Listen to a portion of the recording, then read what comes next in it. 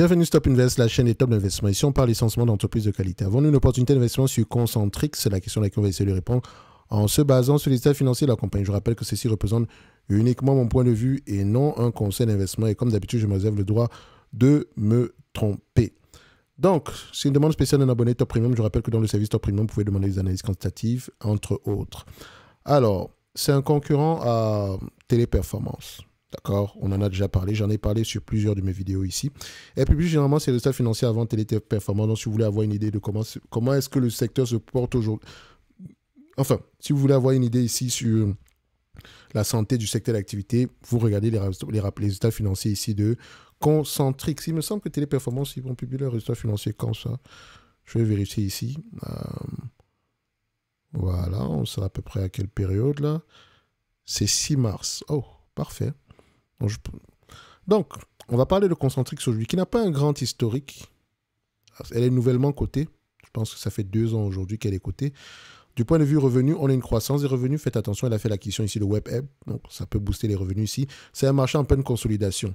J'ai vu une vidéo dernièrement ici d'une chaîne que j'aime bien, c'est Ibu Expert, qui parlait de téléperformance. En fait, ce qu'ils vous ont mentionné sur téléperformance, c'est exactement ce que je vous disais il y a 3 ou 4 mois. Je ne dis pas que... Attention. Je suis sûr qu'ils n'ont jamais regardé mes vidéos, ça c'est sûr et certain. Mais pour quelqu'un qui fouille un tout petit peu, il se rend compte que nous avons un marché qui est très fragmenté, dont la croissance dont on parle aujourd'hui pourrait continuer, être toujours présente sur ce genre de secteur-là.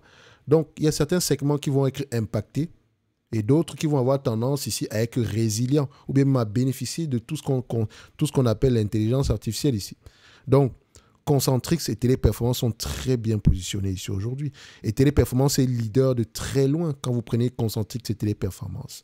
Et elle continue à faire des acquisitions. Le plus important quand on fait des acquisitions, c'est avoir au moins le maintien des marges et de continuer à booster également ici la croissance organique. Donc, sur Concentrix, c'est la même histoire qu'avec Téléperformance. La probabilité d'échec est, disons, en dessous de 50%. On va le dire comme ça, parce que juste pour être gentil. Donc, revenu, croissance, marge brute, de plus en plus élevée, très bien quand on fait des acquisitions. Marge nette, un tout petit peu en souffrance, mais on regarde les bénéfices nets ici par rapport au free cash flow, histoire de voir si les deux parlent le même langage. Les free cash flow sont plutôt stables.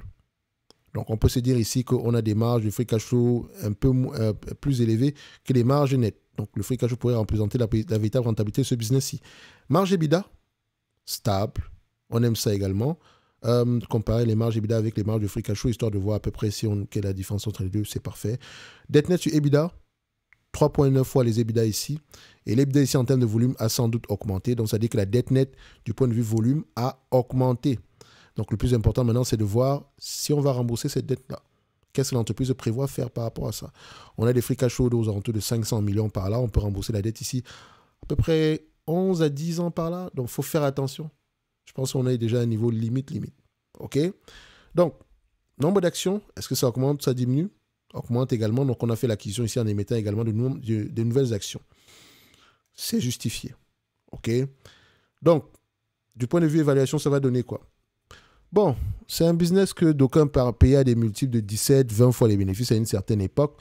Moi, je pencherais plutôt, soyons gentils, on va rester avec 17 fois les bénéfices sur ce genre d'entreprise. Ce n'est pas un business cyclique, très cyclique du point de vue pétrolier, si c'est une compagnie pétrolière, etc. Non, elle a tendance à avoir des bénéfices nets stables, de plus en plus élevés dans le futur. OK, donc quand je prends du Concentrix aujourd'hui, je peux comparer avec du Téléperformance, ce sont des business qui sont assez prévisibles. OK? Vous pouvez le voir ici.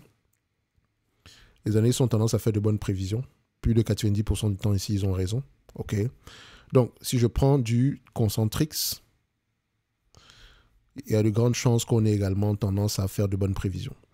Ce qui veut dire qu'aujourd'hui, on me demande de payer. Je peux revenir ici sur l'évaluation de sur Téléperformance, le multiple. D'habitude, le marché payait 20 fois les bénéfices pour du Téléperformance.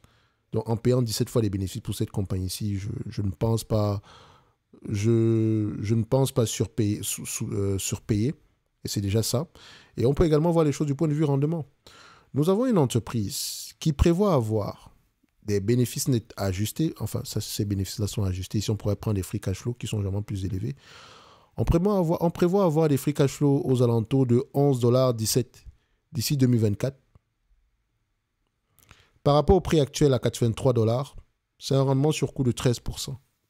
Qu'est-ce que vous voulez? Moi, je cherche du 8%. Et vous me proposez du 13% parce que l'intelligence artificielle va tuer ce business-là. Je prends le pari d'aller sur ce business-là et voir. OK? Si ça se passe bien, tant mieux pour moi. Si ça se passe mal, bah, au moins, je n'aurais pas surpayé non plus.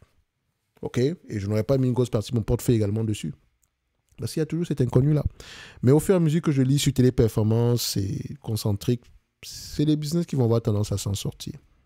Tôt ou tard, vous allez voir, le marché va se retourner, comme d'habitude.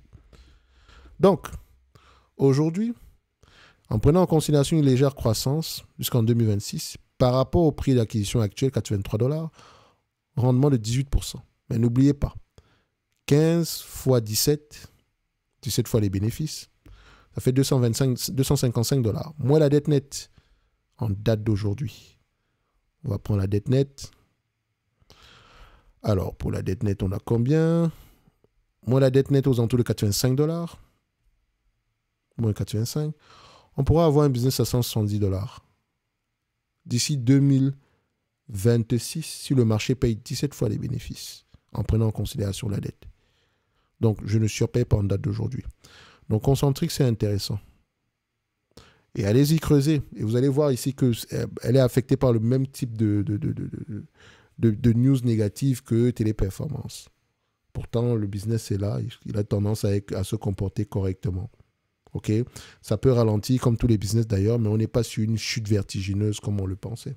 Et comme j'ai mentionné également ici sur ma note d'analyse sur Téléperformance, qui est là, vous tapez juste Téléperformance, note d'analyse.